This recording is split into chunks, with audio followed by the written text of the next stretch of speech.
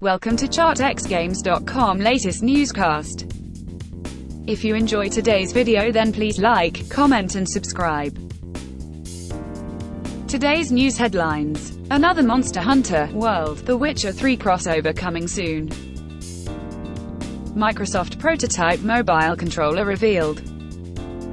The Division single-player mode a possibility. In today's news: another Monster Hunter World, The Witcher 3 crossover coming soon. Following February's most satisfying crossover event for two of the most iconic games currently available, Capcom has confirmed that another crossover is coming this month. A tweet from The Witcher's Twitter page reads as follows: "The ancient legend returns in Monster Hunter World on PC, PS4 and Xbox One. Once again, the 50 or higher level hunters will be able to take part in the multiplayer challenge, Contract, Woodland Spirit, and get items inspired by The Witcher 3. This is exciting news for both players of Monster Hunter World and fans of The Witcher series, as this is another chance for players to get some of the amazing gear from The Witcher 3 that they may have missed out on last time. The gear must be crafted using the resources that are awarded to players for completing the Woodland Spirit quest. As well as items from The Witcher 3, the quest also stars the game's main character Geralt of Rivia. The resources that are rewarded will allow players to craft Ciri's armor from The Witcher 3, and other rewards also include Geralt's armor and weapons, gestures and poses, palico, necker, skin and guild card backgrounds. The items from The Witcher 3 are a great addition to Monster Hunter World, as The Witcher 3 is realized as a similar genre type in a growing roster of excellent RPG games for the current generation. Developed by CD Projekt and published by CD Projekt Red, The Witcher 3 Wild Hunt is an epic, open-world action RPG focused around slaying RPG archetypical beasts, not dissimilar to the gameplay style of Monster Hunter World itself. This second collaboration between Capcom and CD Projekt Red is also not the only crossover event that the game has seen. There have been previous crossover events from various popular games such as Assassin's Creed, Final Fantasy and even Street Fighter. Although some crossovers such as the Street Fighter events for PlayStation 4 were platform exclusives.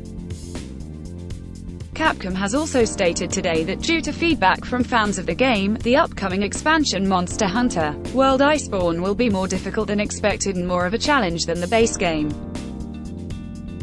The decision comes as the game's director Konami Fujioka listened to the more dedicated fans who felt that the endgame of Monster Hunter World wasn't interesting enough, and Iceborne has reportedly been tweaked as a direct response to this player feedback.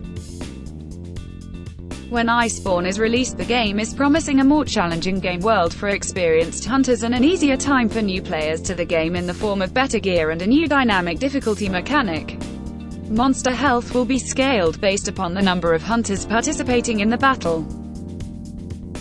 In an interview with Game Informer, the game's producer Ryozo Sugimoto has stated that Iceborne will be the only expansion releasing for Monster Hunter World, however free DLC and events will continue to be released.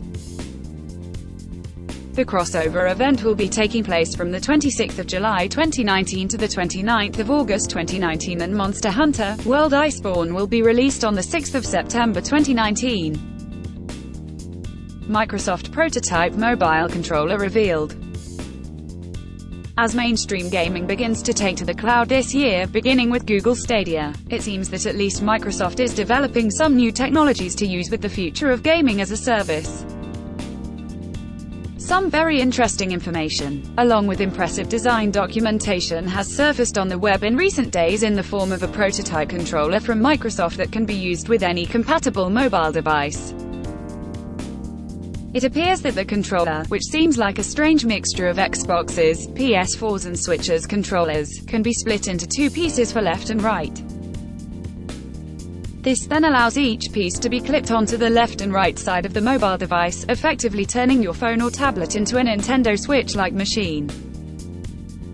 The left side of the controller contains the D-pad, left thumbstick and left bumpers, while the right side contains the right thumbstick, action buttons, and right bumpers. Interestingly though, the grips for the controller come in different sizes, which allows for different usage capability, such as mentioned in the design document. The right grip being extended for augmented reality. This is the latest in Microsoft's Project xCloud service technical demonstrations, which aims to merge ancillary gaming and streaming technologies with traditional and powerful console game hardware.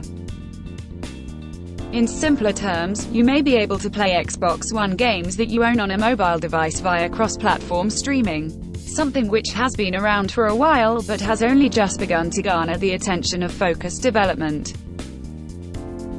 Gaming services such as this may need to be developed by big-name companies such as Sony and Microsoft, as Google is set to enter the gaming market in November with its very ambitious Google Stadia project.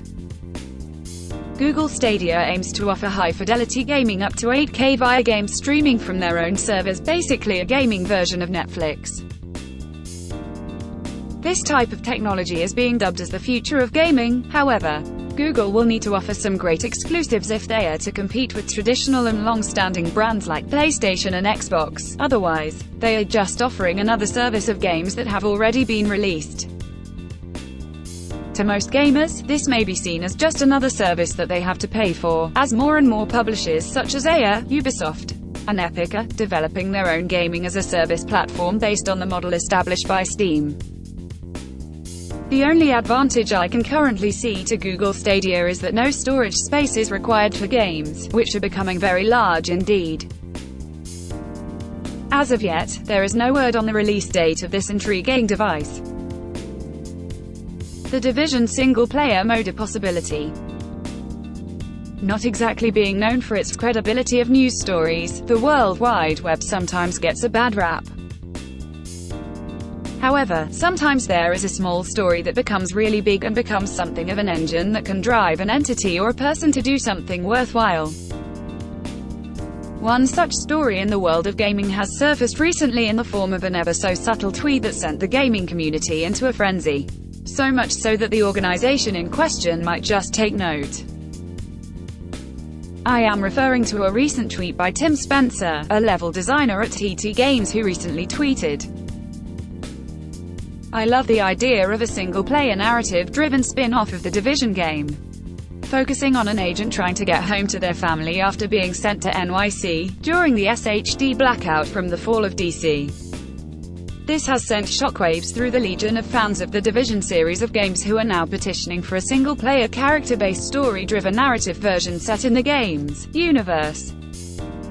Ubisoft's open-world online action game based on a Tom Clancy premise has recently released the second version of the popular game. However, a lot of fans feel that while the setting for the game is intriguing, i.e. the fall of a nation, the characters feel empty and hollow, being a multiplayer experience after all. There is so much happening and that has happened in the Division's story that a single-player spin-off would work extremely well if developed properly. Something which I wouldn't doubt given Ubisoft's track record with game narratives." The tweet posted by Tim Spencer got a lot of attention because Julian Durite, creative director of Ubisoft, retweeted Spencer's tweet, resulting in hundreds of comments on the post. Many comments involved fans stating what they may like to see. However, some have speculated that the mere fact that Durite retweeted Spencer's post and commented on it may be a slight hint that something is already in the works. The Division 2 has been well received, however some teething problems, mainly due to the game's servers, have caused the player base to dwindle, resulting in poor matchmaking experiences. However, thanks to a multitude of patches and fixes, the game is starting to come alive again, as well as interest in the game now being re-sparked by the imminent release of a free DLC for the game. Set for release on the 23rd of July 2019, the first of 3 scheduled episodes will take players out Washington, D.C. and into new maps including a national park camp, a zoo, and a college. In the tradition of most online games these days, the upcoming DLC will also include the obligatory slew of new weapons and gear as well as some new game modes to keep things exciting. The Division 2 is available now for PlayStation 4, Xbox One and Windows PC. That's it for our gaming news today. If you enjoyed this video then please leave a like rating and don't forget to comment. You could also hit subscribe if you want more news videos like this. Go to chartxgames.com for more gaming news, reviews, articles, and updates.